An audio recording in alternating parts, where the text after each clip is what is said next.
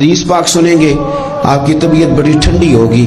میرے نبی پاک صلی اللہ تعالی علیہ وسلم ارشاد فرماتے ہیں کہ جو بندہ سوال سے بچنا چاہے گا، ارادہ کرے گا اللہ میں نے کسی سے نہیں مانگنا، فرمایا جو سوال سے بچنا چاہے گا رب اسے سوال سے بچا لے گا، اور جو لوگوں سے بے نیاز ہونا چاہے گا کہے گا یا اللہ مجھے دنیا داروں کا محتاج نہ بنا، اپنی بارگاہ سے عطا فرما۔ جو لوگوں سے بے نیاز ہونا چاہے گا اللہ لوگوں سے بے نیاز کر دے گا، اور فرمایا جو صبر کا ارادہ کرے گا اللہ اسے صبر کی توفیق بھی عطا فرما دے گا۔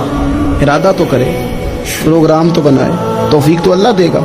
جو صبر کا ارادہ کرے گا اللہ صبر کی توفیق بھی عطا کر دے گا۔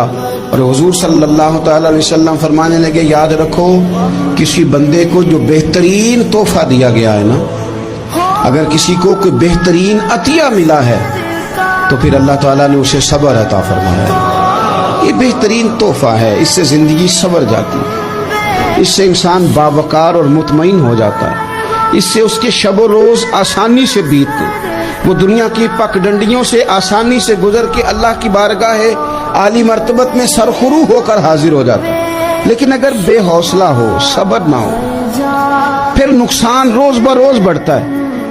اور پھر میرے رسول پاک صلی اللہ تعالی علیہ وسلم ارشاد فرماتے ہیں کہ اصل بات یہ ہے کہ اللہ تعالیٰ نہ کسی بندے کا درجہ بلند کرنے کا ارادہ فرماتا ہے، لیکن اس کے اعمال اس طرح کے نہیں ہوتے کہ اس کا درجہ بلند کیا جائے۔